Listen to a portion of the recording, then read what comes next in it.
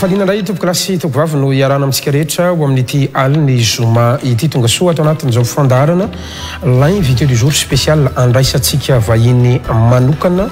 dia tsy iza izany fa Andriamatoa Paul Arabary izay filohan'ny antoko politika ny fireneko androany antoko politika izay nambara tamin'ny fomba ofisialy ny fahadimy ny volana aprily lasa teo miara-manao tompoka ary amisaotranao nanaiky nasainy izao fandarana manokana invité du jour spécial moa no ilazantsika azy eto amin'ny Real TV Madagasikara ho amin'ity alina ity tompoka. Ya miaraba Madagasikara, miaraba ny mpijery, miaraba ny malagasy rehetra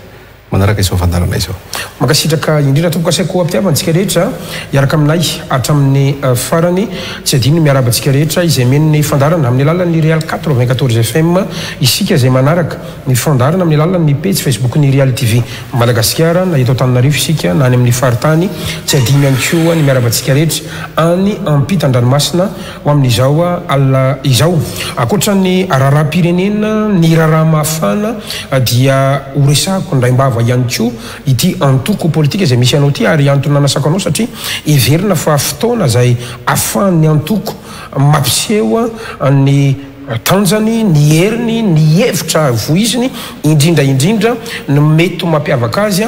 ny fotoana sala am'izao satria ambaro ombeny eny fa taom-pifidianana ity taona dia avitsika ity Andriamatoa Paul Arabary ny fantaniko voalohany dia ianao no filoha zany antoko ny fireneko zany raha iverenantsika ny tamintara akoatra ny andraikitra maro samihafa izay ndraisinao dia candidat filoham-pirenena ianao ny tanana 24 hitatsika ny sanjato sy azonao ao anatin'ilay sokajina aotra faingo tamin'ny fotoan'androny ny parti nany hoe antoko miasa no nanotranao tamin'izany fotoan'izany taty amin'ny taona 2024 nanapa-kevitra ny filoha ary nanangana n'ity antoko ny fireneko ty ianao izay mihitsy ny fanontaniako hoe tsy nahomby ve lay antoko miasa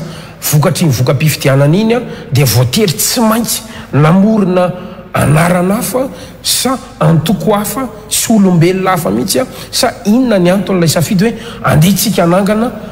antoko politika vaovao tokoka sotra ny Gasikara ny antoko ny fireneko dia antoko efa nijoro tamin'ny 24 ary mambara tsotra n'izany antoko zany ny tenako tamin'izany fotoana zany marina ny tenen'ny Gasikara teo hoe tamin'ny 24 tamin'ny fotoana nilatsahako filohan'ny repoblika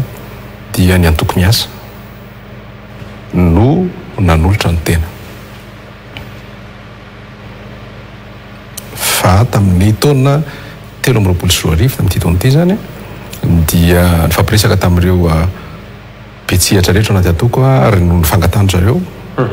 dia anaiky ny tena hitatana ny antoko ny fireneko. Manao ahoana zany ny antoko miasa ao anatin'izay rehetra? Ny tena koa tsy mampiray ny antoko miasa fa fiara miasa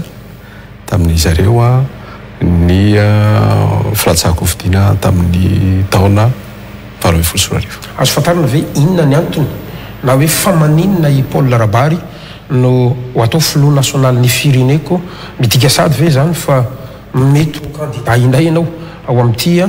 fifidianana filoham-pirenena ho avy izay mbola tsy fantatritsika moa hoe oviana no anatanterana azy satria na ny fanjakana aza mbola tsy namoaka ny décret mahakasika an'izany. Mambara aloha ny tsara nytanina fa manina izy nataonareo filoha fa ny tenako dia nanaiky satria vonona ny andraindraikitra eto amin'ny firenena amin'ny lafiny politika. Ny zavatra misy sy ny fantatritsika dia manodidina ny 300 mahery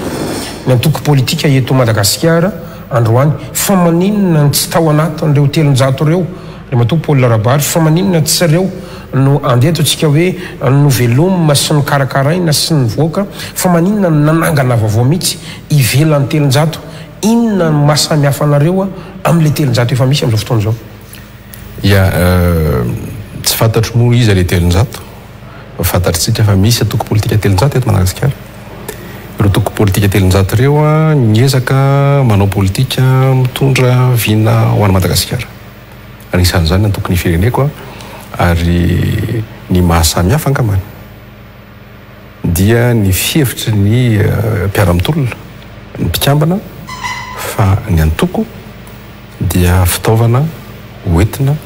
ampandrosoana firenena amin'ny alalany ny adi-hevitra politika. Ny antoko no tokony sehatra ahitana voalohany ny atao hoe fifandimbiasam-pahefana ao anatin'ny antoko politika satria zavatra tsy mbola misy teto Madagasikara ny fifandimbiasam-pahefana ny mpitarika antoko politika. Tadio tsara fa ny antoko ny fireneko dia nanana mpitarika fa nisy fifandimbiasam-pahefana mazava tao.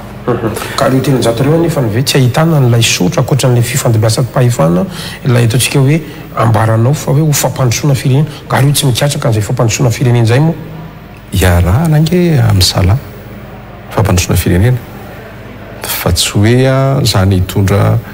fitsarana, zany hitondra fanamariana, izany hitondra lesona ho an'ny hafa. Tsy anjarako zany. Inona zany le tena mampiavaka anareo te hiala amin'ny atao hoe fanompoana olona sy fivoizana anaran'olona amina antoko politika ve ity antoko izay misy anao ty? Mampiavaka anay angambany mbola ho hitan'ny olona rehetra ihany fa ny mampiavaka anay indrindra dia averiko indray hoe manana ambition ho an'ny firenena izahay fa tsy manana ambition personnel. Ianao mantsy tsy hoanantany hoe hilatsaka indray ve dia ambition personnel zany fa izahay manana ambition ho an'ny firenena. Mieritreritra izay fa 90 taona lasa tsy azo iverenana intsony. Afaka mifametsiny-tsika, afaka mametsiny frantsay-tsika fa 90 taona ho avy mila homanina. Mazava tsara mihitsy ny ao anatin'izay idirantsika le hoe inavy ny hevitra foizinareo sy ny mety oviana fa mba tiako fantarina kely satria raha miresaka tsika ny atao hoe antoko politika dia misy hery ihany koa zany amin'ny mapolitika ny politika manahoana ny firafitra zany antoko politika anareo zany samy mitovy amin'reto 300 ny resantsika reto ny firafitra ara-panjakana aloha tsy maintsy arahana misy filoha nasionaly ny filoha lefitra ny sekretera jeneraly ny mpitambola ny mpanolo-tsaina ny mpanaramaso ny fikirakirana ny vola ireo rafitra ara-panjakana mitovy amin'ny antoko rehetra fa ao anatin'ity antoko politika ity ary anisan'ny mety mampiavaka azy dia ny fisina commission maromaro commission ahafahan'ny olona miantsehatra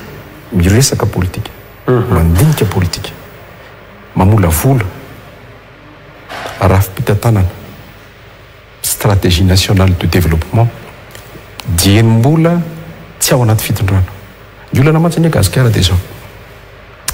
ny olona tonga teo amin'ny fitondrana rehefa tonga zay vao manangana antoko politika. Zay ny tantaran'ity firenena ity. Indraindray maka fahefana avy any an-dalambe, indraindray tonga ho azy fa rehefa tonga eo dia manangana antoko dia tonga daholo ny olona anatin'ilay antoko satria ao anaty fitondrana. dia mifangaro eo ny olona tena volona mpandroso sy ny olona manararoatra. Rehefa tafapetraka ilay antoko ny mandeha ny fifandimbiasam-pahefana ara-dalàna raha ny tokony hoy izy dia miala le mpitondra, miala le filoam-panorona, miala le filoha nasionaly amin'ny fitondrana, malemy le antoko, mifindra lasy ny olona. Ka isika tieny mbola tsy ao anatin'ny fitantanana ny firenena ry amin'ny faratapony ny tiako resahana dia efa mametraka ny adihevitra, mitondra programme, mitondra stratégie ary miaraka amin'ny olona. Ilay commission zany a dia anasana ny olona rehetra mety tsy membre ny antoko politika fa manam-pahaizana amin'ny lafiny maro samihafa. Olona volona tsy manino, olona manana ambition na ho député, ho maire,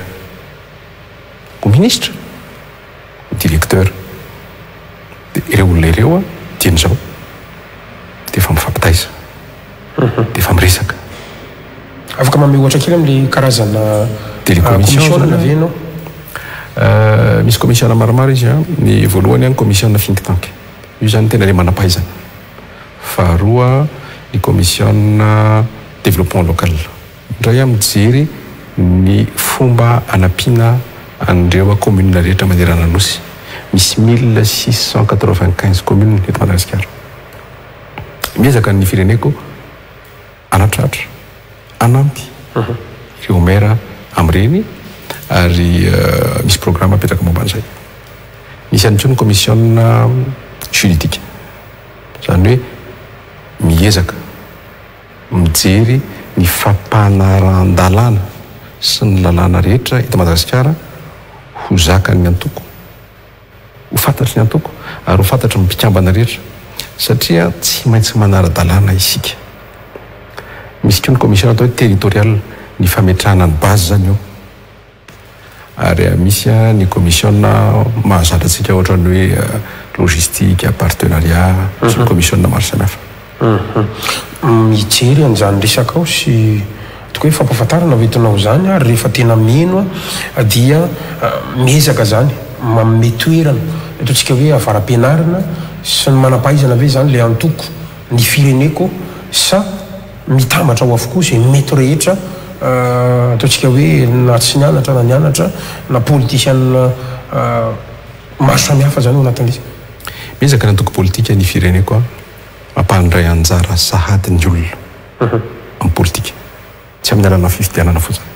fa amin'ny alalany fandraisana andraikitra feno amin'ny resaka politika.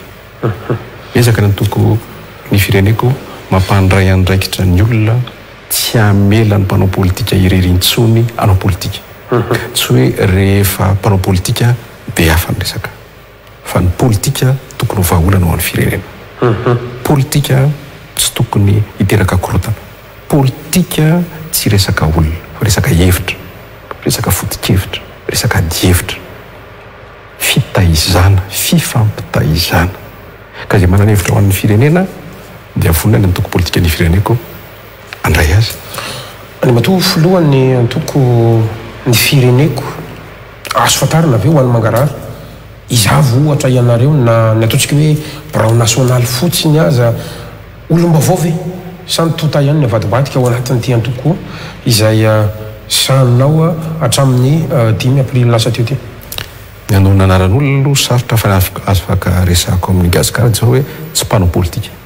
Zay ny tenako hoe olom-baovao ve sa tsy mpanao nefa fantatry ny olona ihany navadibadika? Tsy mpanao politika. Tsy olona ny tanàndraikitra politika teto amin'ny firenena. Nisy fotoana tamin'ny 10 avril no entina ampabe maso fa olona efa tompona andraikitra, teknisianina, olona anisan'ny tantanan'ny firenena amin'ny lafiny teknika teto Madagasikara. Ianareo ve mieritreritra hoe tsy ny mpanao politika zany tokony hitantana firenena ve fa ny teknisia sa inona ny amaritanareo ny antsoina hoe mpanao politika ary? Ny olona rehetra manana ny fahamaritany atao hoe politika fa aminay ny malagasy rehetra ny tokony anao politika. Fa aminay ny politika tsy resaka rindrakira, tsy resaka t-shirt, tsy resaka fizarazanana zavatra, tsy resaka olona, fa resaka ady hevitra ho fampandrosoana firenena. Zay rehefa miresaka politika, tsy politika politisiana lalam-panondrenana, code électoral, tsy manino afaka miresaka an'izany tsika, manana hevitra amin'izany zay concertation nationale. Fa zay rehefa miresaka politika dia politika fampandrosoana ny ambany tontolo ambanivohitra, politika fampananana asa, politika fametrahana ny fampiroboroboana ny tourisme eto Madagasikara, politika ametrahantsika ndrafitra mizaka tena. Idirantsika zay fa le hoe tsy mpanao politika ozy ianao. Inona zany raha tsy mpanao politika zany ny ao anatin'izy? Satria ny eritreritry ny olona dia hoe ny mpanao politika dia ireo monopoliser ny parole la politika. Zany hoe tsy afaka miresaka politika afa-tsy ireo olona izay efa fantatritsika mifamezivezy zany isan'izany le mpiakatra plateau sy ireo mpanao fanambarana ara-politika. Ka zay manko ny teneko na ianao ange ao anatin'ny mpanao politika dia tsy fantatra inona zay nametrako teo fa inona moa ny amaritan'ny fireneko ny atao hoe mpanao politika. Androany izy zany lasa tsy mpanao politika zao zany Paul Larabary. Androany tena mpanao politika tanteraka fa tsy manao politika ho an'ny tenako, ho an'ny ambition personnelle, fa manao politika ho an'ny Madagasikara, manao politika ho fampandrosoana. Tsy hanao politika hanenjika, isolelaka, hanohatra, fa manao politika hiresaka vahaolana ho an'ity firenena ity. Nisy ihany ny olona nanasokajy anao teo aloha mantsy hoe isan'ny solelaka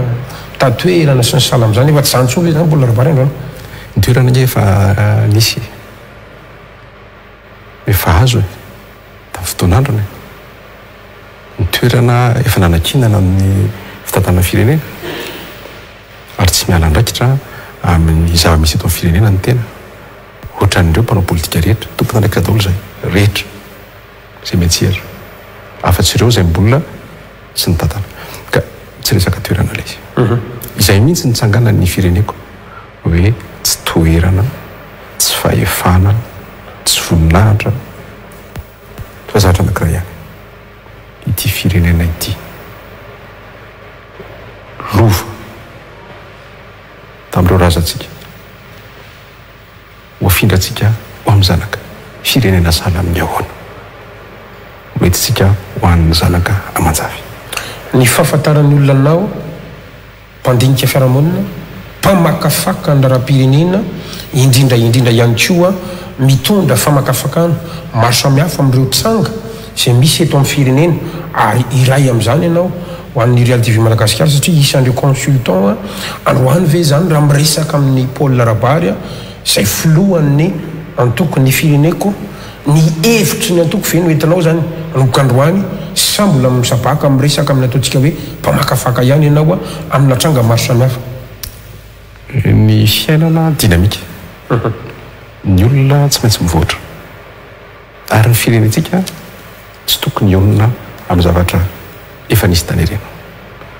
Ny asa famakafakana asan'ny tena manokana iny, tsy mifangaro amin'ny asana fitantanana antoko fa efa navita betsaka ao an'ity firenena ity amin'ny famakafakana. Ary sorako nareo amin'ny TV eo amin'ny Real TV anomboka amin'ny TV Plus moa zany mpitantana anareo no efa fantatro tamin'ny resaka famakafakana tonga ty amin'ny Real TV isoranareo na mesihatra satria ny fampitaiza teto isika, nitaiza malagasy tetitsika makasitraka makatelina amin'izay fa tonga ny fotoana andehanana any midindingana lavidavitra kokoa, any midingana avoavo kokoa, any misehatra izay tsy maintsy hakana position. Dia ny position raisitsika dia ny firenena. Ka zay indrindra no evin'ny fanontaniana raha ny antoko no jerentsika aiza ho aiza ary ny toerana misy ny antoko androany akavive sa akavanana any matoa filoha ny antokony fireneko. Ny antokony fireneko dia akavanana parti azo sokajiana hoe libéral. Fotom-pisainana dia ny hoe fahalalahana na économique na social na sosietaly ka fahalalahana no any afahantsika mivoaka amin'izao fahasahiranany zao. Ny antony dia tsotra, tantaran'izao tontolo zao dia nanapirofo amintsika fa ny fahalalahana ara-ekônomika politika libéral no natafavoaka an'izao tontolo zao. Ary ireo firenena rehetra tafavoaka ankehitriny dia nandalo an'izay ekônomia libéral izay. Efa nanandrana antsika nanomboka tany amin'ny taona 2017 hatreo amin'ny taona 2020 ny atao hoe révolution socialisme malagasy. Zany hoe aty amin'ny akavia efa nanandrana antsika ny nationalisation ny maharehetra teto Madagasikara. Efa nanandrana antsika hoe ny fanjakana nafatra fahary, hoe ny fanjakana miditra amin'ny sehatra ara-ekônomika, hoe ny fanjakana daholo mitantana ny orinasa rehetra. Fa tiantoka ny rodana ny mur de Berlin tamin'ny taona 1920 mianjera ny bloc communiste profo mivangana ho an'izao tontolo zao ho antsika fa diso lalana ary ny filoratsiraka azy nivela teo amin'ny fitondrana tamin'ny taona 1970 dia miverin-dalana izy nanao nationalisation no nametraka ny privatisation. Ka mila mieritreritra tsara tsika ary mila mandraindrakitra fa tokony mandeha lavitavitra koa ny ao anatin'izany libéralisation zany. Ka ny tokony fireneko dia parti libéral aty akavanana raha ny tantara nefa nijerentsika indrindra fa nanomboka ny republika fahatelo ny taona 2000 nakaty raha ny marimarina kokoa dia fantatritsika miara-manaiky angambana na ny tenako na ianao na isika ny tokantrano fa misy ny antsona hoe vondron'olo leto indrindra na ateratany na vahiny mitana ny ataontsika hoe toe-karena ianareo ao amin'ny akavanana ny fahalalana raha teo karena nisan'ny fepedra voalohany ao anatin'izany tsy nahazo an'izany faefana teto Madagasikara mihitsy zay mieritreritra no any akavanana ny amin'ny fahalalana ara-teo karena no ny fisian'ireo olona zay everina fa vondron'olona sy olona mifeha an'izany teo karena zany. Fantatro angamba ny tiako ambara ka zay indrindra ny fanontaniako hoe mino ve ny antokony fireneko androany fa azo faefana raha eto Madagasikara no ioa zay vino na io toerana zay misy anareo akavanana io azafady azo an'izany atao hoe fitantanana amin'ny firenena zany raha tena vakitsika batsila satria matetika zany resahana ny ambadiky ny rideau foana fa izay nefa ny tena marina eto Madagasikara eto. Ahoana ny resanareo an'izay? Ny vahoaka no mifidy amin'ny alalan'ny fifidianana ihany ny ohatreretiny ny toko politika ny fireneko hangalana ny fahefana. Izahay tsy vono tsy anentana ny olona hidina an-dalambe na inona antony mbola mazavaiko zay rehefa avy eo ary zay tsy vonona tsy hiditra amina resaka fanonganam-panjakana na inona antony. Dikan'izay zany dia tsy maintsy mampandray andraikitra ny vahoaka amin'ny atao hoe politika isika mafahana mandray fitondrana. Ohatrohatry ny ahoana no andraisanareo an'izay atao hoe fahalalahana ara-toe-karena zay firenako ihany le fanontaniana noho ny fisina vondron'olona izay mifehy atao hoe toe-karena eto Madagasikara. Araka ny resahako tary aloha ny fiainana dinamika ny zavatra raisinao zany dia amin'ny fomba fiteninay mpandinika dia déterminisme fa itsika zay fa manao politika itsika zao tsy mamakafaka fa itsika miasa itsika mandroso ka misy commissionna hoe orientation politique et stratégique ao anatin'ny fireneko fa manomboka tsika izao mbola afaka mandinika sy mandalina n'izany zareo. Ao anatin'le antoky ihany raha sitraka ao matetika voizina amin'ny fomba fanaovana politika eto Madagasikara ny resaka fiandaniana indrindra moa amina fitantanana na amina mpitondra izay mitantana ny firenena anankiray zany. Androany zao dia ny fitondrana Rajoelina aloha no mitantana ny firenena na titsika na tsy titsika ka io indrindra no mba irina vahoaka malagasy afantatra hoe aiza ho aiza izay fiandanina ara-politika anareo izay raha miresakytsika ny atao hoe fombana na fanoherana ny fitondrana toka. Fantatry aloha tsara, fantatry ny mpijery tsara, fantatry gasikara tsara, fantatry ny Real TV fanolatsaka filohan'ny repoblika ny tenako araka ny tenenina atao hoe aotrisanjato tsy manino aotrafaingo tsy tonga ray zany matoa aloha ny tena ny latsaka manana vina ho an'ny firenena nandritra ny 5 taona zao satria manakaiky ny farany ty fitondram-panjakana ity tsika ny mandat 1 zany tsy mbola nanana andraikitra tsy nieritreritra na dia misy ary manasiketa na dia misy ary mandokondoko tsy nieritreritra hiditra anatin'ity fitondrana ity mihitsy ny tenako misy anton'izay satria amiko ny filatsahana filohan'ny repoblika dia fietreretana vina ho a Madagasikara fomba fiasa ao Madagasikara tsy azo larona amin'ny zavatra hafa zany zay ny voalohany. Ny faharoa matoy indray izao amin'izao fotoana izao miditra amin'ny fananganana ity antokony fireneko ity midikiditra lalindanina koa amin'ny fandraisana ndraiky ara-politika dia mazava fa manana eritreritra hitondra ny firenena ary manana eritreritra hanofana olona hiara hitondra ny firenena manana eritreritra mbola hidirantsika avy eo hametraka stratégie fampandrosoana ho amin'ny firenena ka mazava be zany zavatra resantsika izany ny an'ny fomba fanao politika dia mamary an'le fanontaniana tary aloha fomba fanao politika eto Madagasikara zao hoe manohana so manohatra manohana niza dia anohatra niza misolelaka sa manao mpitolo isolelaka niza anao mpitolo niza dia izay ijorona ny fireneko izay manohana Madagasikara izay manandratra ny firenena manandratra ny firenena izay vonona hiady hitolona hampandroso Madagasikara ny ankoatran'izay avelanay ho an'ny atoko politika telonjato fefa izay foana nataotra izay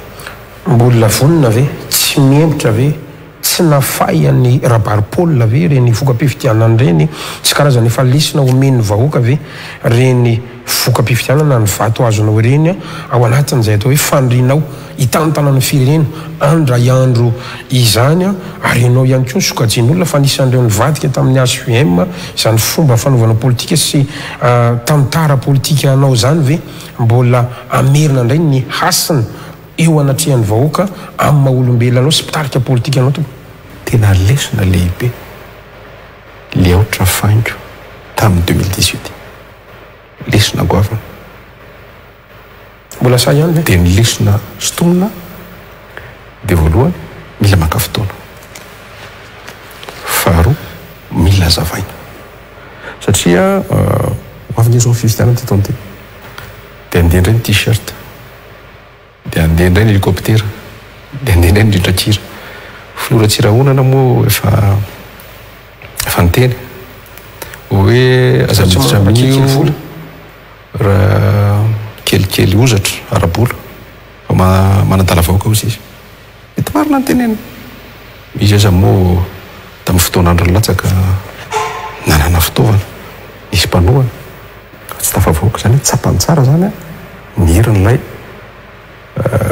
oety manana fa nizahatra tsapako tamin'ny toerana tena ny fampiresahako tamin'ny fokotany tena nandalovako tamin'ny moto na tsy voalohany dia faharoa ny tena fa kely loatra le fotoana ary Madagasikara tsy afaka ho vita anaty volana vitsivitsy amin'ny moto ka izahako hoe rehefa fampiresaka tamin'ireo mpiara-mitolona zay hoe mila fotoana ny politika mila manokana fotoana ifampiresahana politika amin'ny malagasy mila mitady vahaolana miaraka amin'ny malagasy zay koa ny lesona hitako mieritreritra fa satria nianatra satria manana fahefana satria tonga ny olona mihaino dia mieritreritra fa fantatritsika ny vahaolana misy apahany vahaolana fantatritsika fa ny zavatra tena makarary ny olona aloha izy niteny azy aloha izy mitondra azy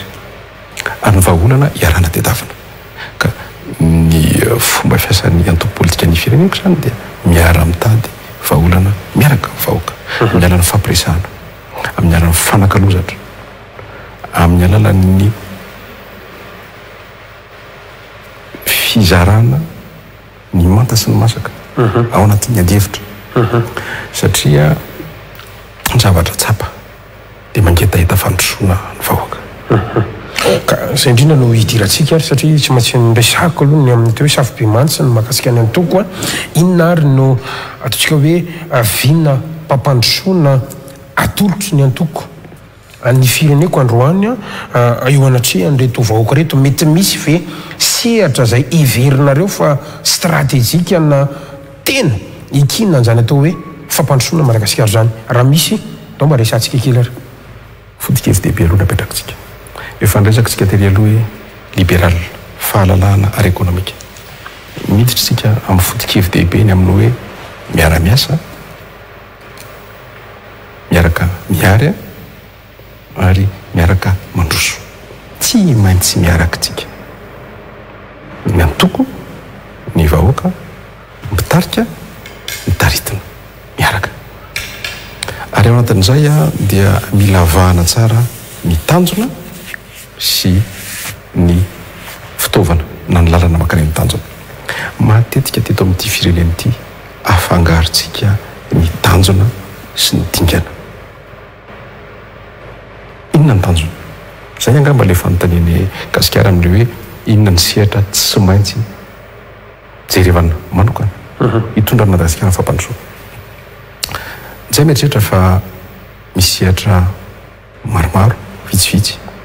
tsy maintsy ataon'ny Madagasikara vaindohan-draharaha ao anatin'izao économie mondialisée zao natao hoe économie mondialisée globalisée na ny mondialisation ny fanatontoloana ny firenena rehetra tafavoaka dia ny firenena ny se spécialisé ny firenena ny tafiditra ao anatin'ny atao hoe chaîne de valeur ny firenena connecté amin'izao tontolo zao isika zany eto Madagasikara tsy maintsy misafidy tsy afaka ataontsika daholo ny zavatra rehetra fa misy zavatra tsy maintsy safidiantsika ny tokony fireneko dia mitondra aminareo vahoaka malagasy safidy anaka enina eo afahantsika miditra ao anatin'izay mondialisation izay voalohany ny jono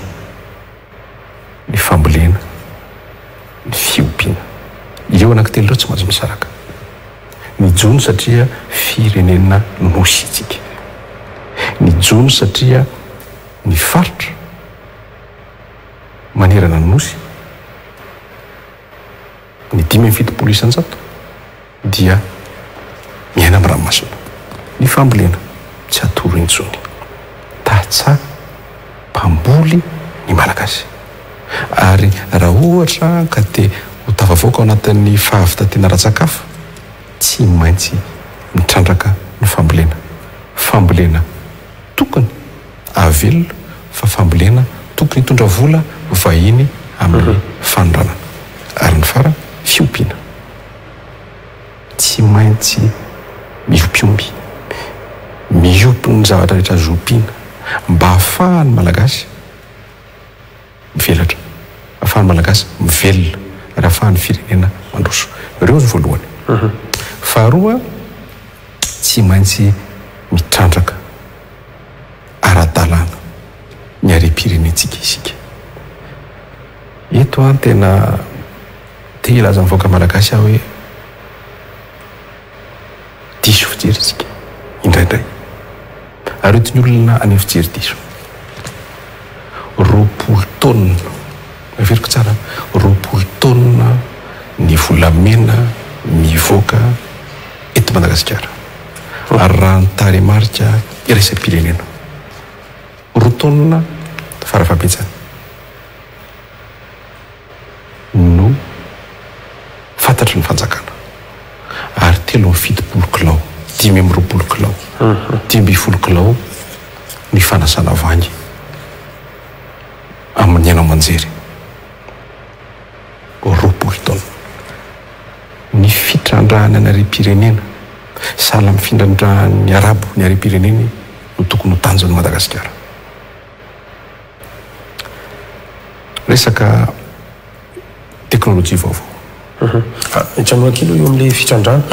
ahoana inona le mampiavaka anareo mba hampanarana dalàna azy fa miresaka roapolo taonina zany ianao fantatry ny olona sy ny manam-pahaizana ampanara-baovao zany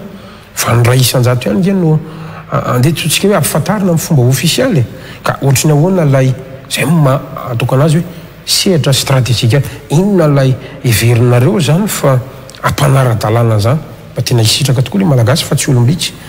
ao anaty idiratika izay fa alao fitaiko aloha le momba n'le sehatra stratégique manjary tsy azo ny vahoaka le izy dia avy eo zany tsika mandinika ho sehatra stratégique mametraka ho sehatra stratégique ny teknôlôjia vaovao. Teknôlôjia vaovao io dia sehatra stratégique satria io no hanomezana asa ho an'ny tanora. Io no ahafahantsika mitondra mamoaka ny Madagasikara ao anaty fahatrano. Io no ataontsika hoe mitondra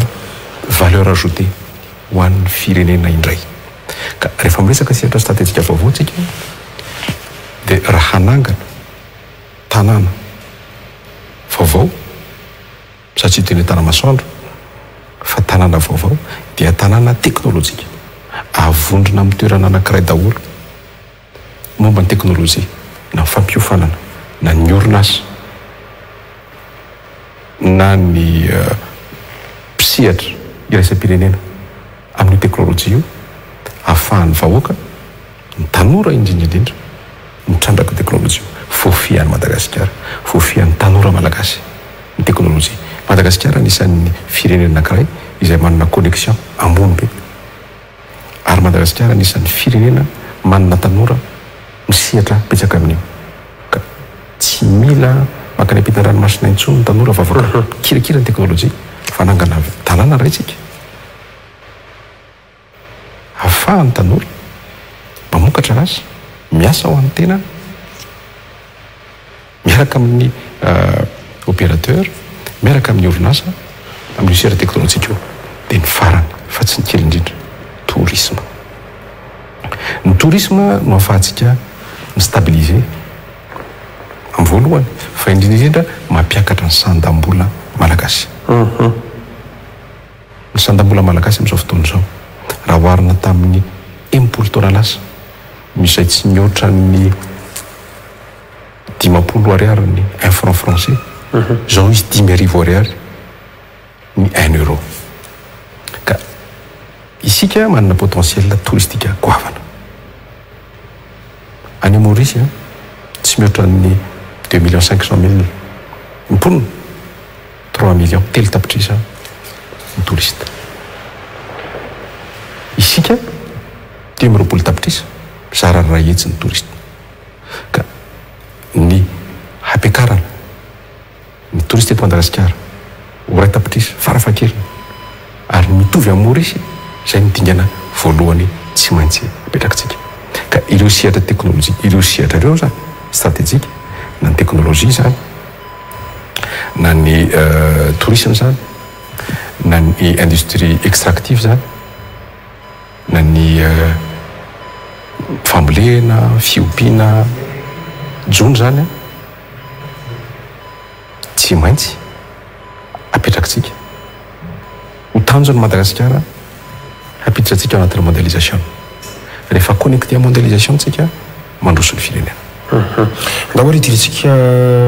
tsirairay ary raha ohatra ka sitraka ao reto sehatra stratégique reto na hoe inona ry aloha ny lahara-pamiana zany ka mahazo ny fahefana zany ny fireneko na iandro any ao anatin'izany rehetrarehetra any satria tsy nareo ihany fa zay tia hitondra firenena ohatra miresaka an'izany manonofy an'izany daholo zay ny resantsika hoe dahoary meo le mampiavaka anareo inona ary zao ny lahara-pamiana amin'ny ny fireneko. Ireo no tanjona ireo ny trandrahana fa rehefa ho tonga amin'ireo tsy maintsy mametraka ny dingana maro samihafa. Dingana voalohany infrastructure dia tafiditra tsara ao anatin'izay infrastructure zay resaka volamena teo ny infrastructure tsy hoe te hanao lalana tsika dia manao lalana tsy hoe simba ny lalana ndao amboariny ty lalana ty fa simba dia ametraka tanjontsika hanao lalana tsy tanjona ny fanaovana lalana fa ny tanjona dia mifamoahana vokatra ny tanjona dia mampivezivezy ny olona ny tanjona dia mifitrandrana ny arena-kibony tany amin'ny teny hoe mampivezivezy ny olona tsika tourisme famoahana vokatra tsika agriculture fitrandrahantsika industrie extractive ny fanaovana lalana zany dia misy tanjona mazava fa tsy hoe hiasakazaka nao lalana amin'ny zavatra zay mahafinaritra fotsiny hoe mahafinaritra ty dia andao nao lalana etsika misy tanjona mazava ny tanjona faharoa sécurité dia eo amin'le industrie extractive nyresahako anio ny structure ny sécurité eto Madagasikara sy ny défense eto Madagasikara dia natao amin'ny lafiny anankitelo voalohany sécurité urbaine police faharoa sécurité rurale gendarmerie ary ny fahatelo défense aramila Gasikara hoe mitrehitra fa mbola misy firenena nafika atsika tsy misy firenena nafika ny Madagasikara intsony Gasikara fa efa voarobany ary pirenentsika zay le nresahanao teo nge matoy io zany misy 20 taona efa voatrandraka zany io dia misy manondrana ahoana moa tsy voarobotsika Gasikara aizany garde de côte nosy tsy manana garde de côte nosy tsy vonona hiaro ny fananany sy ny arena ahoana ny frontière atsika eny amin'ny aéroport marina fa misy natao police des frontières marina fa misy gendarme fa nivoaka izy le volamena 20 taona nge tsy hoentina misotro kely 20 taona zany hoe 4 alina kilao tsy 10 tsy 70 na reny mivoaka amin'ny sambo na reny mivoaka amin'ny fiaramanidina tsy misy afa-tsy zay ivoany dia fanontaniana tsy fitrandrahana tsona nge no olatsika fa fifiezany zao no teneniko ny Gasikara ny filohan'ny repoblika tsy mahay ny zavatra rehetra ny filohan'ny repoblika tsy mahafantatra ny zavatra rehetra ny filohan'ny repoblika tsy superman tsy super héros fa ny filohan'ny repoblika dia natao napetraka ny vahoaka hiaro azy any andro any volana raiky ny vahoaka raha sitrapon'Andriamanitra raha tonga amin'izany fotoana zany amin'izany toerana zany tsotra miresaka amin'ireo général be dia be manamboninahitra be dia be eto Madagasikara betsaka école de guerre Saint-Cyr école navale tsy hanao fikanan-tom-pirenena tsika hoe andao hanao fikanan-tom-pirenena tsotra fotsiny ianareo mahay an'io misy 20 taona mivoaka nareo nianatra momba an'io sa tsy nianatra momba an'izany ahoana ny fihezina arentsika nefa mieritrehitra olo tsotra ve avita moka an'izany ino tsara Gasikara dia ary teneniko ahoana ny hevitry ny maramila ny amin'ny arena eto Madagasikara inona ny structure tokony amezana ny arena ahoana ny fomba fiasa anjaran'ny maramila mitafika polisy ny gendarmerie tsy miaro mitondra miaro amin'ny firenena mifehy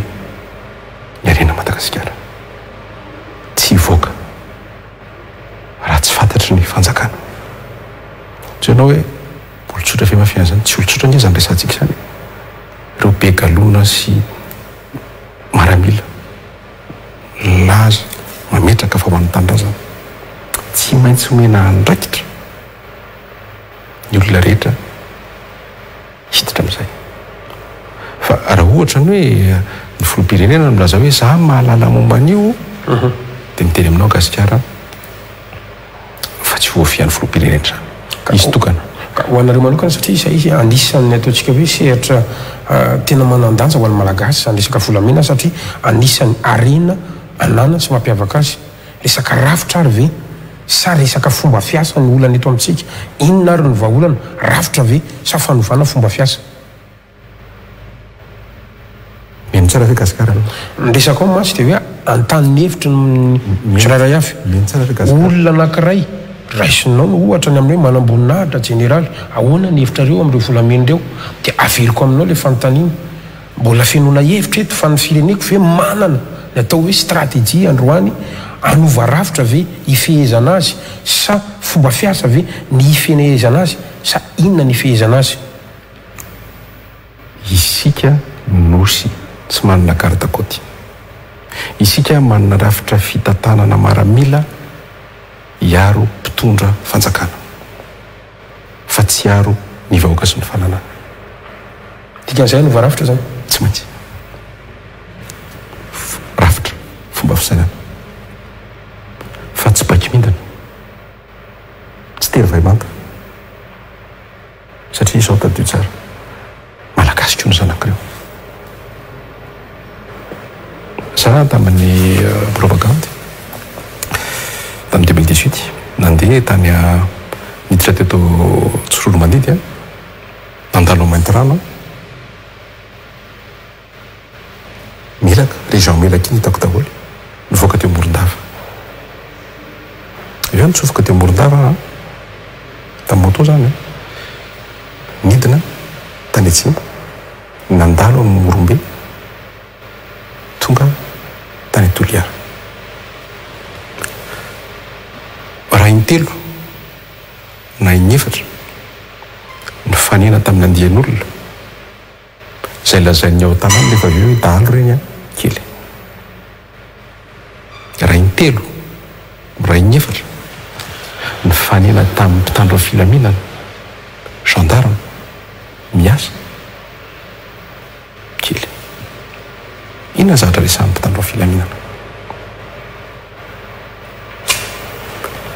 zay miantoka ny carburant-nay manao kiran'elona zay sahirana zay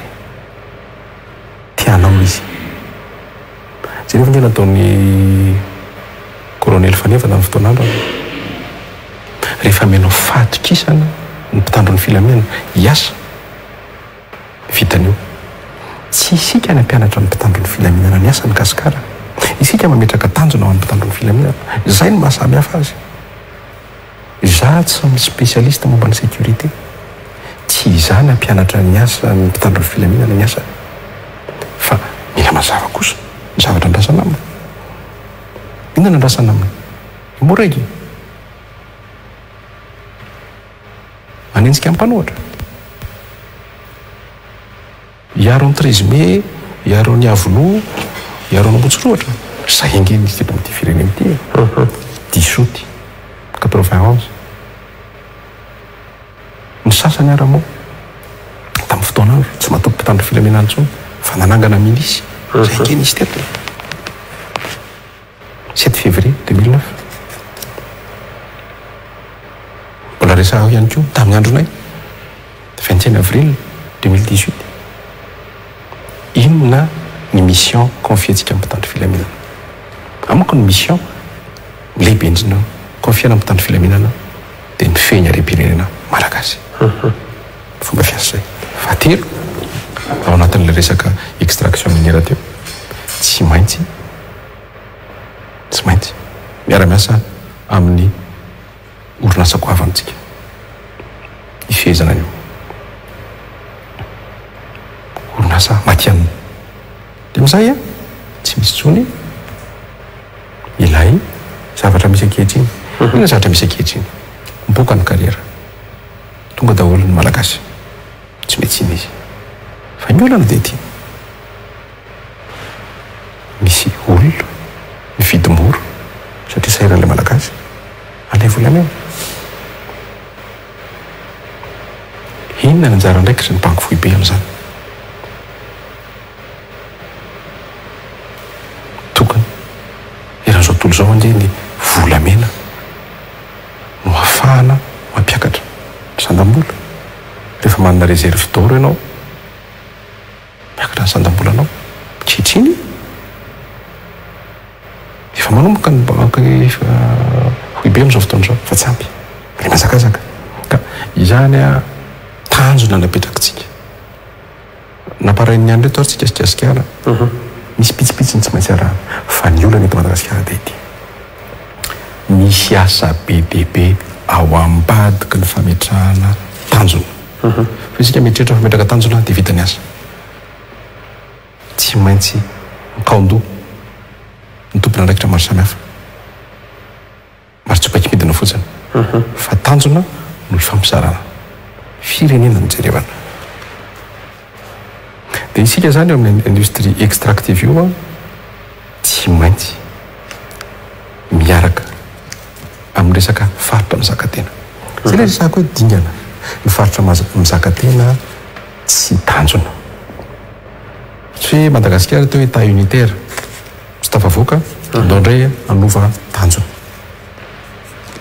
ny faritra mizakatena dia dingana tsy maintsy andehanantsika raha te handroso isika ohatrany ahoana le faritra mizakatena satria mandeha koa ny resaka amin'izao ny atao hoe fitsinjaram-pahefana inona ny mahasamihafa azy ihany koa amin'ilay région fédérale zay efa misy olona ihany koa mivoy ihany zany amin'izao fotoana izao ny fitsinjaram-pahefana fédérale kay sapaty ny fitsinjaram-pahefana dia fihezan'ny fanjakana foibe ny fahefana fa tsinjara iny izy no mamaritra zay tiano avotsiny maka ohatra fotsiny a ny commune zao a dia manome fahazondalana manorina trano raha latsaky ny 10 metatra toradroa vao mihoatra ny 10 metatra toradroa dia miverina ty amin'ny aménagement de territoire zany hoe manome apahana fahefana fotsiny fanjakana foibe fa vao mihoatra ny 10 metatra toradroa dia fihezany tsika tsy hanao fitsinjaram-pahefana fa metraka faritra mizakatena ahoana le faritra mizakatena nata tsy mbola miditra hoe faritra firy roapolo telopolo zany a efa pitsopitsony fifampidiniana iarahana amin'ny tompona andraikitra mahany zany fa ny foto-kevy dehibe dia zao ny faritra mitatana ny fananany faritra maka ohatra zao tsika io resaka hoe base tuléaire io fifanoherana amin'ny fanjakana foibe sy ny olona ny fotony inona ny antony satria hitan'ny olona nandeha ny QMM nandeha Ambatovy mandroso ve le faritra ahoana lalana makany amin'ny areny teo misy faritra anankitelo angy Ambatovy loatra mangolo atsinanana atao hoe hitarina raha hoe analanjoro mandroso ve ireo faritra ireo ianao mandeha any Ambatovy amin'ny alina mamirapiratra Ambatovy tonga matamatavy ianao mahikitroka satria tsotra tsy hoe Ambatovy akory tsy mandoha vola fa ny vola alefa ty amin'ny fanjakana foibe le faritra tsy mahazo tombontsy mandeha ny any amin'ny QMM vola miakatra tia fanjakana foibe ny faritra nosy faritra androy sahirana dia fametrahana ny faritra mizakatena dia ny fanomezana ny faritra hitatana ny areny vola ny faritra mijanona ny faritra fampandrosoana ny faritra mijanona ny faritra mametraka gouverneur isika mikasikara misy lanjany sy dikany lehibe zany gouverneur zany gouverneur any États-Unis zany afaka mifaninana amin'ny filohan'ny république ary matetika zany ancien gouverneur milatsaka filohan'ny république gouverneur atsika ianao antsika tsy vidiana tsy manana fahefana mbola mianty fahefana amin'ny préfet tendrena tsy manakasina amin'ny vahoaka tsy manana budget tsy afaka manindry olona ka isika tsy maintsy mametraka ny faritra amin'ny zakatena tsy tanjona fa dingana amin'ny fampandrosoana ka ao anatin'izay fametrana rafitra amin'ny zakatena izay veriko zany a fitantanana ny arena ankibon'ny tany dia omena ny faritra avy eo ny faritra ny manome apahany aty amin'ny fond de péréquation amin'ny firenena faritra anosy androy iorombe ange mba tsy lazako hoe ny province tuléar ange no avenir Madagasikara fa inganany resaka taman'olona gaga 585 000 km² i Madagasikara 800 000 km² plateau continental latsika zany hoe mitovy amin'ireo tany hita ty ambon'ny ranomasina io ny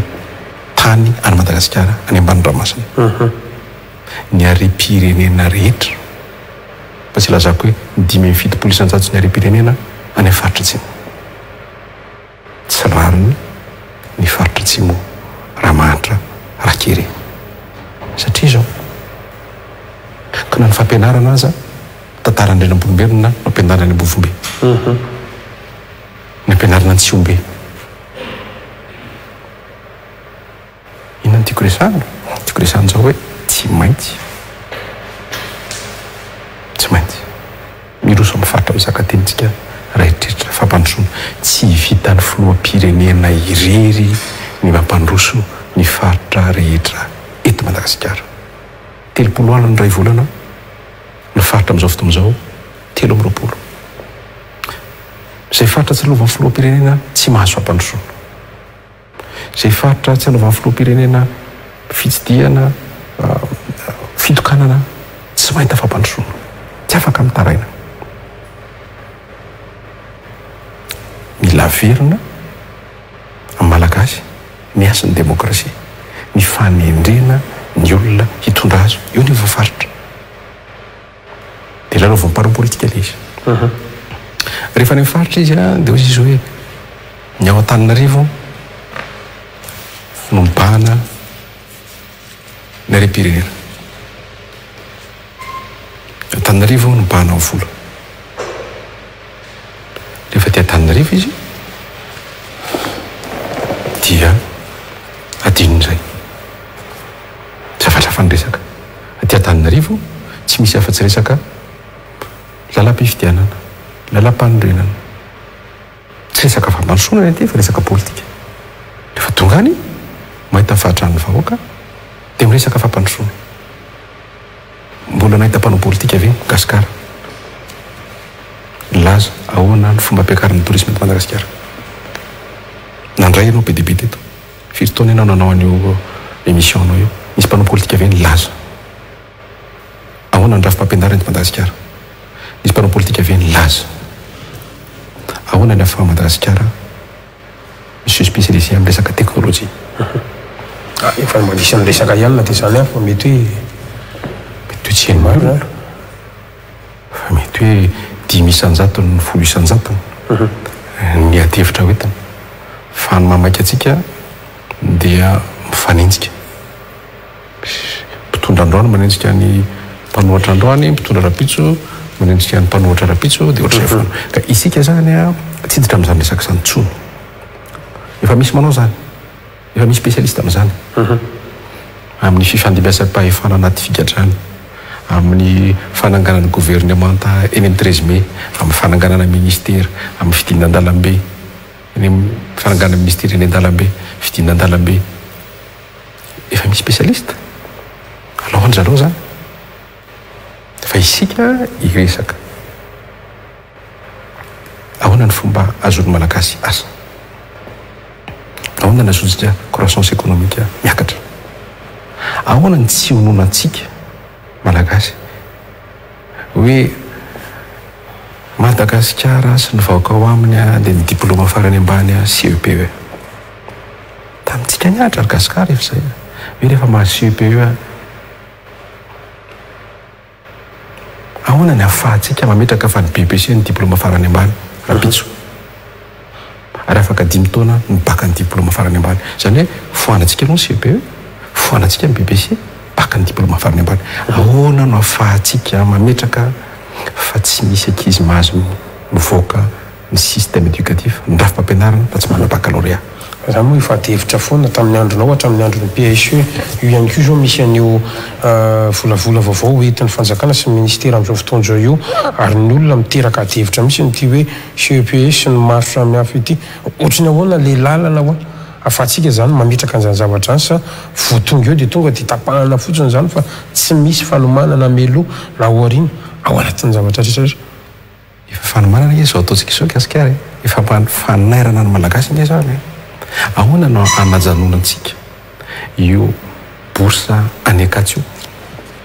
fanombanany vahoaka nge fanaovamezana borsa io sahirana ny fanjakana tsy misy investissement ho an'ny fanjakana mihitsy ny université ny Madagasikara tsy nisy ny fianarana ny anarako ny W ny anarako ny trano ny anarako teny université tamin'ny taona 2000 zay ihany mbola ampianarako iny amin'izao fotoana zao tsy nisy tsy fotony université fa ny vola rehetra lany amin'ny borsa ahoana ny tokony ametrahantsika fa tsy mandoa vola intsony miditra amin'ny université na ariary ary tsy mandoa fa tsy misy borsa intsony eny université mila homanina ny olona mila resahana ny olona fa dingana amin'ny tsaratsara kokoa zany fa tsy fiemorana akory zany zay maharafitra liberaly atsika tsy fiemorana ny filazana fa tsy mandoa vola na ariary ary eny amin'ny université fa tsy misy borsa koa na ariary aza ka zay volona hianatra mianatra eny ahoana ny amerinana ny université d'excellence ny université ahoana ny ametrahana rafim-piofanana rafim-pampianarana mifanaraka amin'ny vision économique amin'ny faritra ka raha ohatra ka any Diego tsika any Anosbe tsika tourisme hôtellerie restauration zay no atosika tsy mila miakatra ty Antananarivo mianatra an'izany ahoana ny ampivadiana ny orinasa sy ny toeram-piofanana ka raha ohatra ka any amin'ny faritra misy ranomasintsika miofana amin'ny fitrandrana ny ranomasina io fa ny mpanjono ange tsy lasa lavitra amin'ny fianarana izy ty lasa manjono nefa ny tena marina ny olona lasa lavitra amin'ny fianarana amin'ny resaka fanjonoana no tokony anjono miresaka faritra mizaka tenytsika miresaka jonontsika le resaka université teo aloha manahona indray le taham-pandraisana satria io ary izy io andoavam-bola tsy mahampy ny isa na ny atsasaky ny mpianatra malagasy afaka baccalauréat akory no zakany université enina manerana ny Madagasikara maika fa iroso amin'izany hoe tsy andoavam-bola zany tsika mandovola ary tsy mahazaka an'izay atsasa manila na ny fahampahefany akory ary ohatrotriny ahoana no mety vaolana melosady zany ao anatin'izay zavatra satria mitaky fodrafitrasa ihany koa zany fodrafitr'olona ihany koa anatin'izany rehetra voalohany aloha tsy mandoa vola ary tsy misy borsa tsy maintsy andalo fotoana fifanankalozan-kevitra mahefaky zany satria ny olona nitezaina tao anatin'ny borsa io dia ny olona mieritreritra fa fiemorana zany dia misy adihevitra tsy maintsy atomboka dieny zao araka ny resanao teo tsy tapitapitra eo ianao dia tenenao ihany tsisy borsa tsony tsy maintsy resahana tsy maintsy miomana faharoa ametraka université d'excellence tsika par voie de concours ndikan'izay ary ferana amin'ny université d'excellence sary zay tena mahay zay manana noty tsara no raisina ka nyambony ahoana zany ny ambony ahoana zany ka ny ambony ndreny ohatrany sao misy mitsika am'izao fotoana zao e ianao ihany ny teny teo e ary ny tena marina ke dia zao hoe matony olona miankany amin'ny université dia tsy misy lalam-piofanana afaka ohatran'ireo tsy ho aro sociologue daholo ingeny ny vahoaka malagasy rehetra tsy ho aro anana doctorat daholo ingeny olona rehetra tsy ho aro physicianna daholo ingeny fa ny olana tsy misy lalam-piofanana mifanaraka amin'ny zavatra misy eny atoerana dia ny privé ny manao anapasoara-patsara zara raha misy azy aloha mameno zay banka fa mandrindra mametraka an'izay vision isa-paritra izay fanjakana amin'ny alalan'ny faritra mizakantena ka ny mahavariana eto Antananarivo misy fianarana manokana momba ny tourisme sy hôtellerie any Sainte Marie tsisy any Nosbe tsisy any Morondava tsisy dia lay efa napetraka ny frantsay teto amintsika tamin'ny enimpolo taona lasa dia raha fipampianarana na ny amin'ny CEP zany na ny amin'ny université no misy dia normal be raha mifangongo amin'izay misy aloha fangamo ny mpianatra manana baccalauréat afaka mamorona fa tsy maintsy ny fanjakana no manindra an'izany be miditra amin'le resaka resaka jony teo satria mifamatitra daholo zany ny gasikara tsy misy zavatra mandehandeha ho azy zany fa mifamatitra daholo ny jony zany aloha mitovy amin'ny renakibon'ny tany fantatra gasikara ve fa ministère ny pêche no manome licence de pêche eto Antananarivo miditra amin'ny kitapo mbola mpanjakana amin'ny principe de l'unicité des caisses tonga ny sambo tsika tsy manana garde côte tonga ny sambo mandroka ilay mpanjono malagasy ny any mba omena azy dia gilet dia arato zay ve fampandrosoana etretsika za aloha mifanerasera amin'ny mpanjono satria manana toerana any Morondramasina fa fitarainana foana ny ataoko henoko hoe zay voatery mandeha lavitra be manjono zay dia mahita sambo tsy fantatra reny sinoa reny européenne reny sohiny reny dia mba jono azonay ray kilao sy roa kilao dia ny sambo maka amin'ny taonina amin'io za miteny any gasikara fa io resaka jono io fotsiny tokony ametrahana moratoire ajanona ny délivrance en licence de pêche mila mpitondra sa mijoro amin'izany hoe ajanona aloha na ho an'ny régénération ana biby ao anatin'ny ranomasina io biby inge mila mi se régénéré mila mitiraka mila milehibe fa izao voalohany tsika tsy manana garde côte afaka no surveillance itsika manome licence de pêche mimpanjono sahirana na ho an'ireo mpanjonontsika ireo fotsiny ary fa raha fakeliny mametrakatsika telo taona moratoire apetraka anao structure rehetra afahana mametraka garde côte afahana mamindra ny fahefana licence de pêche eo amin'ilay faritra satria zao licence de pêche amen'ny faritra amin'ny faritra ny any tsy mihoatra mila fahasahina hiresaka fampandrosoana tena izy fa tsy resaka olona tsy resaka fifanasana vangy tsy resaka fifanomezantsiny fa resaka fampandrosoana satria tsy mendrika ho an'ny Madagasikara ny toerana misy azy amin'izao fotoana izao fa ny filazana an'izany tsy miteka fa miteny vahaolana fa misy asa be dia be ao ambadik'izay manao ahoana satria nyresaka ihany koa zany teo ny makasika ny tontolo ny ara industrialy eo ihany koa ny ara numérique isan'ny resanareo ihany koa zany tao anatin'le izy teo a raha miteny hoe nareo dia ny fireneko zany a misy tepoka vitsivitsy reto anisan'ny tena anana ny vahoaka olana io zany ny anankiray ny tontolon'ny angovo zay fantatritsika tsara fa tsy afa-misaraka mihitsy raha miresaka n'izany fampandrosoana zany tsika ohatry ny ahoana zany ny ahafahana mijery an'izay moa vaovao zao voahitatsika na ny orinasa Jiramarty manao antso-tolobidy iraisam-pirenena mihitsy ny am'izay afaka matsy menaka mavesatra ny vola zay lany fanjakana nanampiana ny Jiramarty eto miteraka adihevitra be nefa ny io mbola mifatrafaty antoka memorodana ihany ary na ny volan'ny kompania atsolika atsika ary mbola sahirana mihitsy zany ny fanjakana rehefa mijery ny antotanisa ato tena hoe very mihitsy ny orinasa Jirama ohatra raha ihany zay raisiko zay afa-bidehibe le orinasa mpanjakana zay tena hoe potika tanteraka zay ny resaka angova fa ny ao amin'ny lafiny ara numerika fantatrao tsara fa mbola maro ny faritra tsy misitraka kory aza na de ataontsika hoe connexion internet zany aza ahoana no ahafahantsika zany miresaka ny rehibe fotaka sy ny maro samihafa nisy ezaka na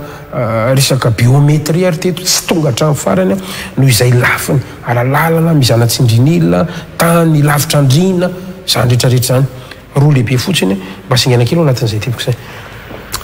ny angovo tsy tanjona fa dingana averiko foana ny angovo fitaovana raha ohatra ntsika ka eritreritra n'io angovoangovo io dia tsy maintsy mandinika tsara fa fitaovana io ny fitaovana dia tsotra mila angovo vao mametraka manangana orinasa ka tsy tanjona ny fanafoanana ny délestage tanjona diso zany satria eo amin'ny fomba fijery sady zany dia diso satria androany izao tsika rehetra zao tsy tokony hametraka tanjona akory ny fanafoanana ny délestage fa ny tanjona dia famokarana angovo petsaka indrindra ny olana tamin'ny privatisation hiditra kely amin'ny détail agnaty satria teknika ilay izy ny olana tamin'ny privatisation nataony tamin'izany fotoana zany dia misy lafiny anankitelo ny énergie production transport distribution production no nataontsika privatisation ny transport zany hoe fitantanana fitondrana n'ilay angovo vokarina sy ny distribution tsy miprivatise antsika ka rehefa tsy mamokatra angovo ianao inona angovo zarainao eo rehefa tsy voataona hoentina amin'ny toerana ilan'ny olona azy ilay angovo no vokarina inona no angovo zaraina eo eto zany dia voalohany tsy maintsy ataontsika prioritaire ny production afaka manao production isika na amin'ny alalan'ny charbon na amin'ny alalan'ny efa misy manao n'izao fotoana izao ny solaire ny éolienne mbola tsy nitrandraka ny éolienne tsika ary ny tena azontsika tombony aloha raha Madagasikara manokana nyjerevana dia ny production hydroélectrique io zany tsy tanjona fa dingana tsy maintsy atrehana tsy afaka mieritreritra industrie sika raha tsy misy angovo zany hoe tsy maintsy mitady lalana amin'ny fomba rehetra hanaovana ampiakarana amin'ny production vita amin'ny production mandra-pahavita amin'ny production mametraka ny transport ary mandra-pahavita amin'ny production mandrindra ny distribution problème Jirama dia tsotra mizara ny zavatra tsy hananana izy tsy manao production izy tsy manana production izy mizara ny zavatra tsy hananana izy miankina amin'ny mpamokatra izy ny fitondrana n'ilay izy ko moa zany tsy zarizary dia sahirana ny Jirama ka izao ny tanjona tsy fanafotana ny Jirama ny tanjona dia hisarika ny orinasa eto Madagasikara indikan'izay tsy maintsy matanjaka ny Jirama ary ilaina amin'ny faritra zay tsy misy jirama zay tsy voasahany jirama sokafana amin'ny orinasa afaka manao izany fa eo amin'izay faritra voafehany jirama tsy tokony idiran'ny orinasa hafa mba hafahany jirama matanjaka eo koa zany dia mametrakantsika ny fanjakana tsy tokony hitsabaka amin'ny fitantanana ny jirama tompony jirama ny fanjakana fa tsy mpitatana ny jirama samy hafa be zany arakoatra ny resahako tamin'ny tary aloha hoe ny filoam-pirenena nge ny filohan'ny repoblika nge tsy mahay ny resaka sécurité tsoahako tao anatin'izany amin'ny ranoratsiraka zay ny maramila fa par définition filoha pirenena filohan'ny repoblika tsy mahay ny zavatra rehetra ka tokony hipetraka ho mpandrindra sy mpandamina hametraka ny tanjana hame fitaovana n'ireo olona izay hametrahany tanjana dia mitsara dia afaka mitsara dia manolo raha ilaina ny fanolona manatsara raha tokony antsara fa io resaka angovo io a tsy maintsy lalana tsy maintsy ale akoatran'le fanamparahiana le vidiny ihany koa anisan'ny lafo ny vidin'ny herinaratra hito Madagasikara raha oharina amin'ireo firenena mitovitovy amintsika aty Afrika fotsiny zany ao anatin'izy ary mampitsoaka ny mpampiasa vola vahiny ihany koa sy ny orinasa tia ampiasa ny volana eto amintsika izay resaka angovo ka itsika nanao an'ilay libéralisation de production zany hoe mainka tamina libéralisation de production tsika fa tsy nanao investissement tamina production rehefa libéralisenao ny production dia ny mpanambola tsy maintsy mitaky ny tombony fa ny tena afaka ataotsika androany aloha tsy misy edikevitra akory dia fampiasana ny huile lourde ao tsy miroro petrapotsina le huile lourde efa manomboka mampiasa zany zao fa afangana satria io no vokatra eto Madagasikara zany hoe rehefa anao investissement amina centrale thermique ihany centrale thermique mampiasa huile lourde no tokony hitretintsika resaka n'le nouvelle technologie ianao teo eo amin'le any amin'ny faritra lavitra andrina maro samihafa nouvelle technologie dia ahafahantsika mametraka ny atao hoe dématérialisation ino atao hoe dématérialisation iainantsika eto zany atao Antananarivo ny raisiko aloha dia miditra any amin'ny faritra lavitra andrina resanao ny dématérialisation any raha ny tokony ho izy tsy tokony hitsonontsika hiresaka momba ny carte de certificat de résidence carte électorale acte de décès zavatra majinijinika ohatr' zany nge mandany fotoana tsy tokony hitsonontsika hiresaka bon de caisse ny fanjakana malagasy amin'izay sihatra sy toerana ahafahana manao an'izany tsy tokony mampiasa taratasy intsony zéro papier ny teny aminao zao gasikara fa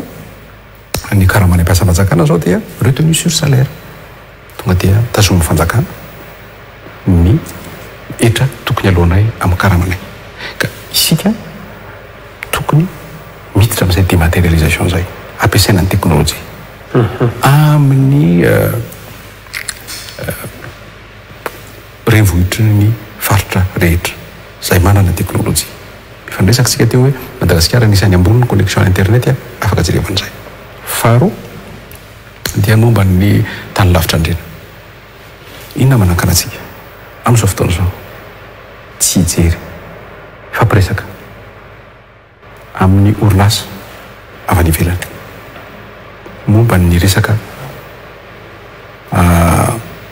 fampiasana ny satellita basse altitude afahana mitifitra raha teknôlôjika an'ireo toerana ireny efa misy teknôlôjia mahavita an'izany amin'izao na ny fitantanana ny sy fametrahana ny rafim-panjakana mahefa maka ohatra sika zao nao fifidianana zay nge tamin'ny taona 2024 nanana an'izay hoe initiative pour la transparence des élections Madagasikara. Rehefa natao nge nikajy nge Gasikara ao anatin'ny 2 andro dia tokony efa azo ny 570 isan-jatony voka-pifidianana eto Madagasikara 2 andro fotsiny. Azo atao tsara zany amin'ny teknôlôjia. Tsy misy tany lavitra andrina intsony ito rehefa miresaka satelita tsika, satria ny satelita tsy mila kabana, satria ny satelita eny amin'ny lanitra tsisy manakatsakana, ary misy karazana satelita mba tsy tenenako ny Starlink sy ny Elon Musk zany izay à basse altitude amin'izao fotoana izao. Ka tsy misy ahafahantsika miteny milaza fa hoe tsisy teknôlôjia tany lavitra andreny. Raha mbola resaka lalana dia manaky, raha mbola resaka angovo mbola azo iferina ihany, fa resaka teknôlôjia amin'izao fotoana izao efa misy ny vahaolana amin'ny satelita basse altitude. Matoa Paul Larabary mandeha be ny fotoanantsika fa tena raharotiko kely aloha satria andraisiko tsirairay mihitsy mantsy le neverinareo ao anatin'ny fireneko fa sehatra stratégique anisany anankiray ny resanao teo ny resaka hoe industrie extractive dia tadidiko tampoka le izy fa anisany tena olana averina foana eto Madagasikara ny amin'ny hoe ambany ny efa mividin'ny malagasy miakatra ny vidim-piainana vidin'entana maro samihafa dia rehefa tena nandinika nanao ny fanomanana an'izao fandaran' izao dia resapa ny tena olana androany tsy miasa ny malagasy indrindra fa mitanora na manana ny mari-pahaizana azy dia lasa mirenireny fotsiny tsy ny fianarana ny anarany no sehatrasa ivelomany satria tena manao izay iainana sisa le malagasy. Ka ny fantaniko zany dia resaka fampananana asa, fanomezana asa indrindra ho an'ireo tanora ireo, ho an'ireny voapahatany tena hitantsika an'izay ny tapany atsimo resanao teo anisan'ny ananatsika an'izay hoe ho avin'ny Madagasikara zay fa mbola tsy voavaha mandraka androany ny tsy fanjari-tsakafo io kere zay olana any atsimony Madagasikara io anankiroa zay anisan'ny tena olana moa izay navokak'izay manahoana no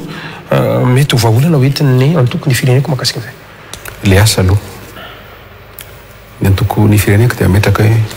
miaraka miasa, ny fanapahan-kevitra rehetra, ny fanjakana, ny mpanao politika dia tokony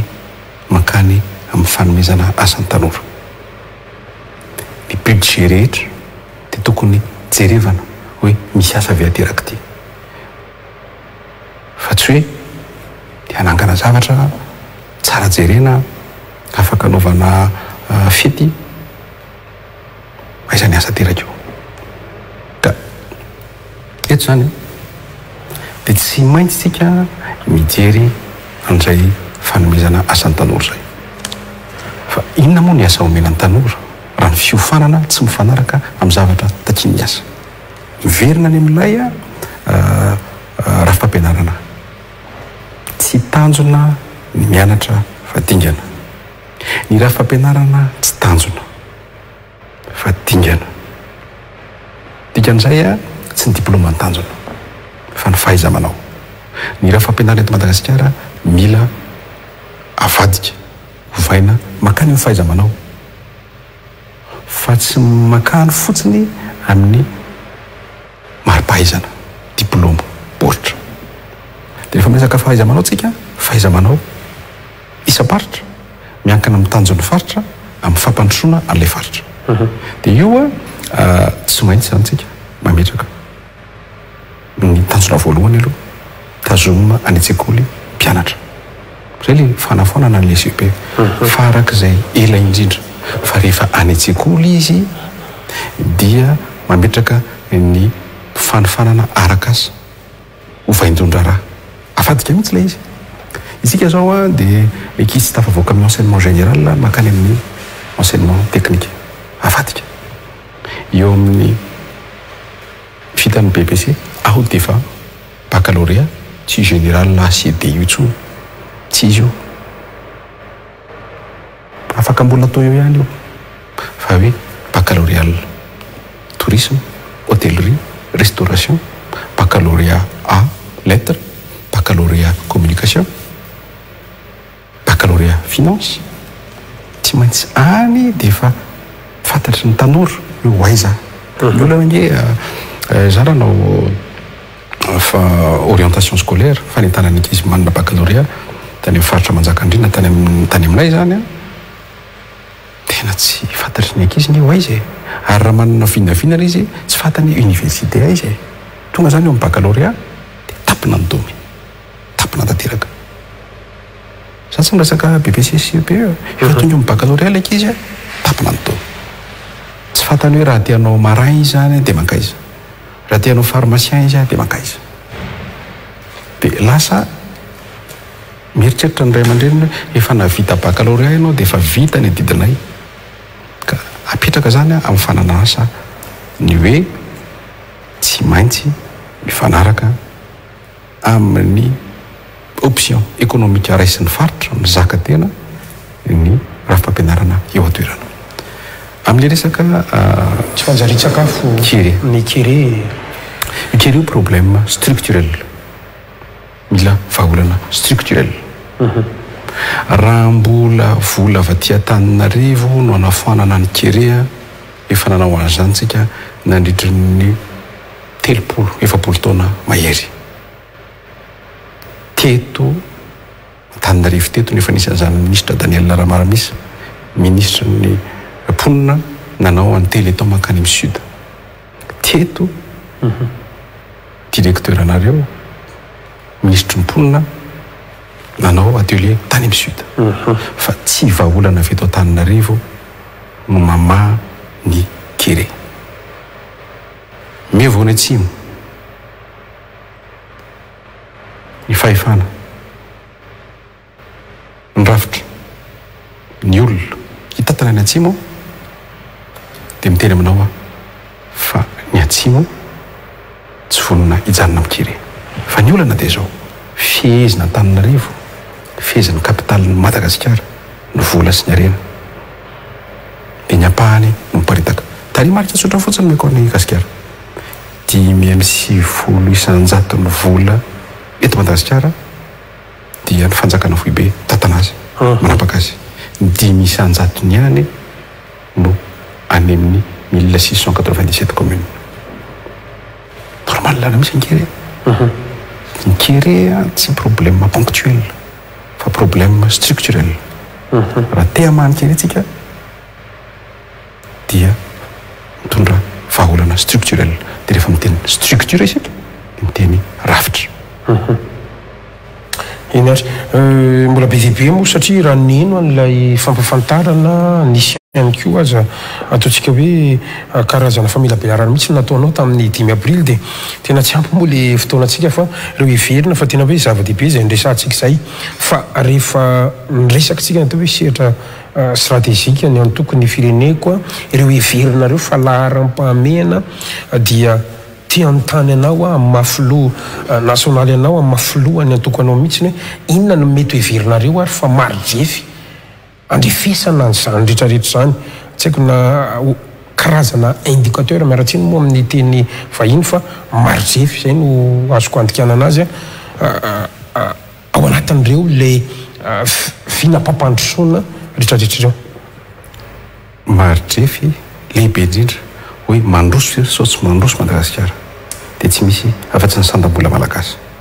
inona ny antony mahatonga zay antony mahatonga an'izay dia sao satria io fitsitongana ny sandam-bola io no mahatonga amin'ny vidim-piainana miakatra tsy aizakaina tsony ka rehefa aitsika ty zany tena apetrako tsara mihitsy ty hoe rehefa mandeha daholo ireo tanjona napetrakatsika teo miakatra ho azy ny sandam-bola malagasy amin'ny alalan'ny fifehezana ny are-pirenena amin'ny alalan'ny fisina mpizahatany mitovy amin'ny Maorisy telo tapitrisa raha tsy tonga rapitso zay fa misy asa be dehibe ao ambadik'izay mametrakatsika aloha voalohany tanjona voalohany ray tapitrisa tanjona faharoa roa tapitrisa tanjona fahatelo tapitrisa dia efa miteny aminao gasikara fa hiakatra ny sandam-bolatsika amin'ny alalan'ny fifehezana ny jono le satsika teo resaka jono teo ny fahafahatsika mamokatra vary gasikara manafatra vary 600 000 tonnes tsika amin'izao fotoana izao mbola tsy nanafatra vary sahala amin'izao tsika tany midadazika io vola 600 000 tonnes io vola lany tamin'ny fanafarana 600 000 tonnes io vola tsy maintsy mivoaka io vary ho antsika io tsy hoe nafarana le vary dia natobo dia simba tao fa izay ny consommation antsika izay no antsika eto Madagasikara indrindra io vola zany raha nentina nomena ny tatsaha satria tsy maintsy lany io nentina nanomeny masom-boly nentina nanao tohadrano noentina nampitombo ny tany famokarana vary isa-taona nentina nanofanana ny tanora satria ny olana eto Madagasikara dia izao hoe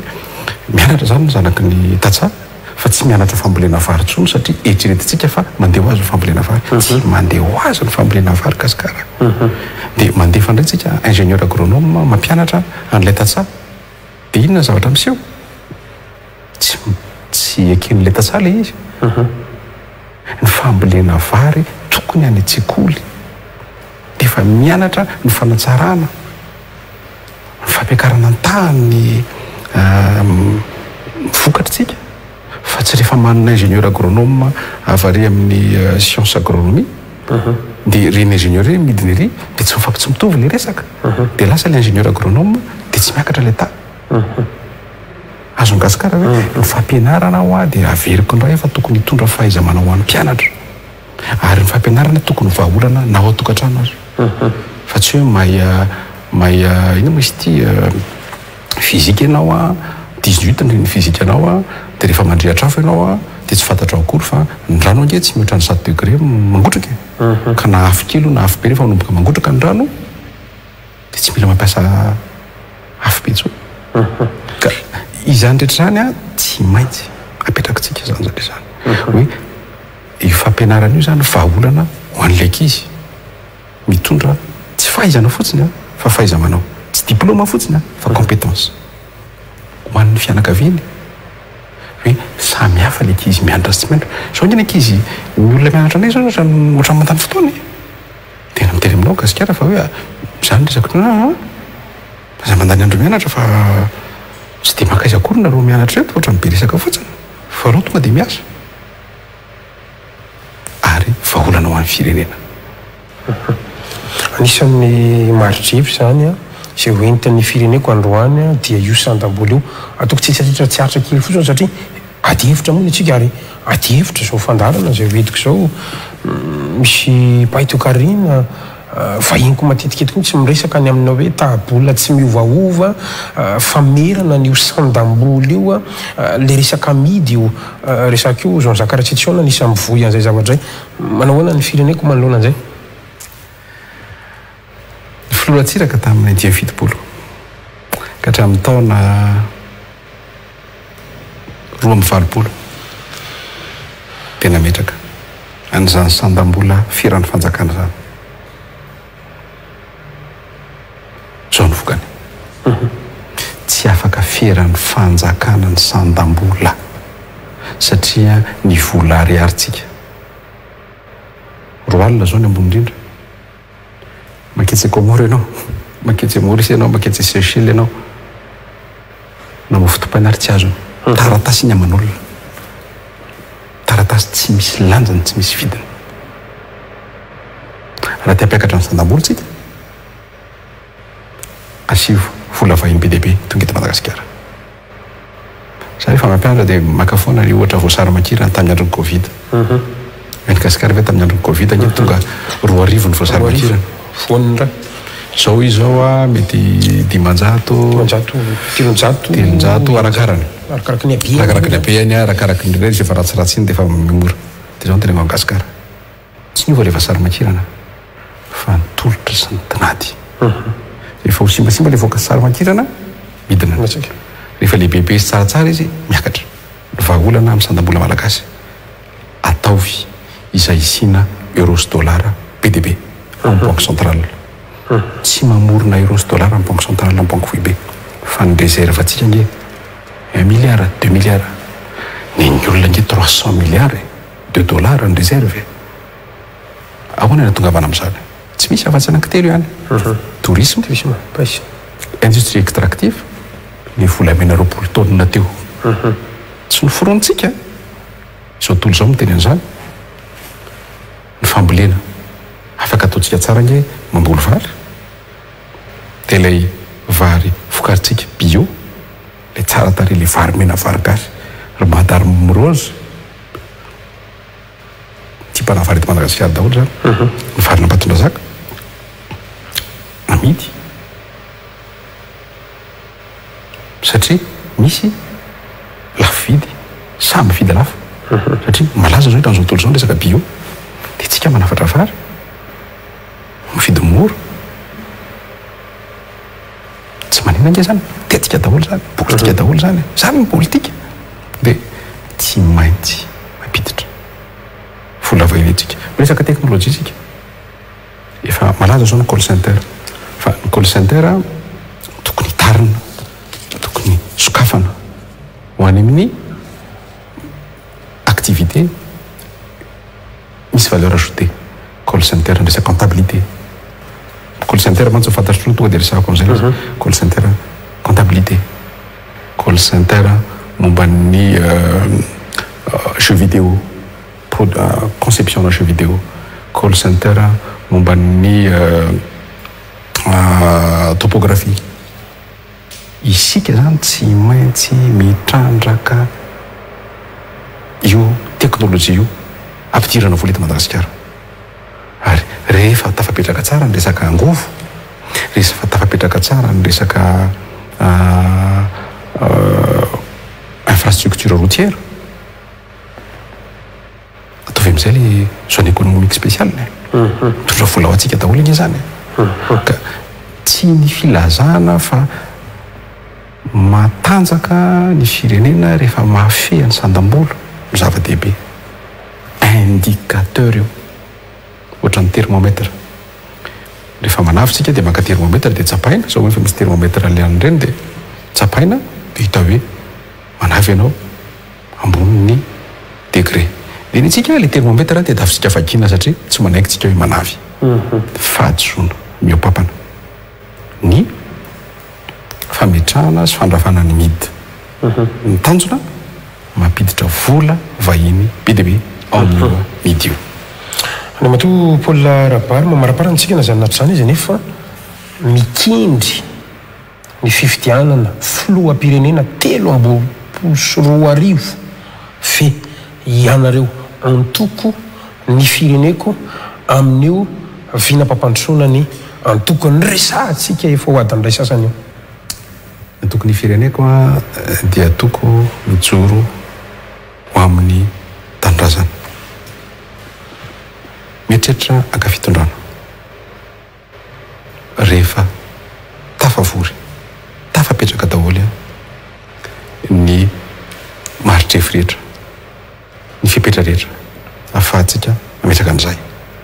ka isika tsy mainky akafahefana fefahefana fa mainka ampandroso ny firenena dia ny fantaninao dia tsotra ilatsaka venao dia ny valiny dia tsotra mbola tsy fotoana firesahana an'izany zao fa fotoana firesahana inona ny atao rehefa tonga eo pitsaka ny Madagasikara ny tonga teo zay efa tonga teo za efa tonga teo amin'ny fitondrana dia fantantana ministera manana ny andraikitro manokana ny amin'izay petsaka ny letsoka hita petsaka ny zavatra ataon'ny mpitondra nety tsy nety anjara biriky tsy fotoana ny fifanoizatsiny zao fa njara tiako resan'izao hoe fitondrana atao inona